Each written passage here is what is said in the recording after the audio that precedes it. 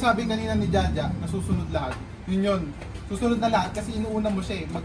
Sinisikap mo na maglinis, gawin yung kaayusan. Naniniwala ako yung ginagawa mo sa sanglibutan, yung school, susunod yan. Kasi magre-reflect yan dun sa pagkatao mo. Natututo ka sa Sabat, at the same time, maya apply mo sa school yun. Malamang, mabuti yung nakukuha natin sa Sabat, mabuti ka lalabasan ng mga ginagawa natin sa school. Yun na papasok yung matataas yung grado mo. Hindi dahil nagsumikap ka o ano, kasi alam mo yung tamang gawin, alam mo yung kaayusan. Usap tayo sa kapwa natin habang may nagsasalita sa harapan. Tama. Hindi natin alam, may na-invalidate tayo doon. Una, yung pakikinig. Pangalawa, ikinakapatisod pa natin yung kapwa natin. In a sense na, kasi diba, may instruction, may bigla. Pero dahil pinakausap natin yung kapwa natin, hindi siya nakakapakinig. Paglilinis natin. Kasi yun lang yung tanging maitatapat natin kaya para makaharap tayo sa harap. Kung merong kotiting na kahit maliit na dumi, nahihirapan tayo lumapit sa atin. Nahihirapan tayong humarap sa atin.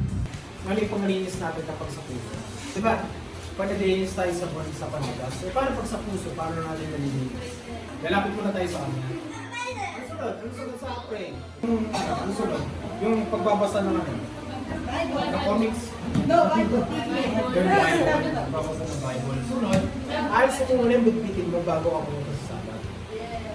Ang pang-apat naman yung pakistahan. Yung nabuhuli yung mga kailangan mo gawin sa isang week.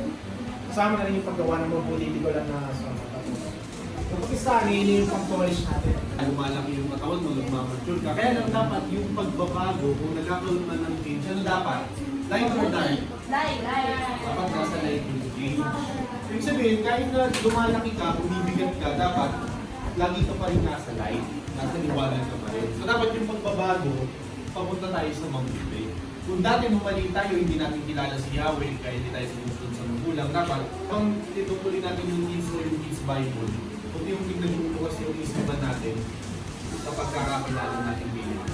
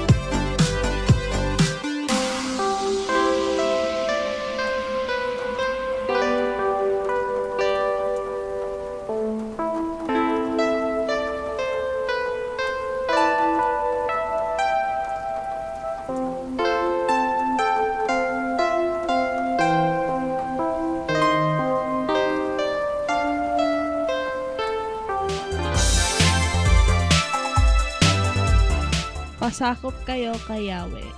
Magsisalang-sang kayo sa dyablo, at tatakas siya sa inyo. Magsilapit kayo kay Yahweh at siya'y lalapit sa inyo. Mangaglinis kayo ng inyong mga kamay, kayong mga makasalanan, at dalasayin ninyo ang inyong mga puso, kayong mga may dalawang akala. Kayo'y mangagtighati at magsihibik at magsitangis. Inyong palitan ang inyong pagtawa ng paghibik at ang inyong kagalakan ng kalumbayan. Mangagpakababa kayo sa paningin ni Yahweh at kanyang itataas kayo.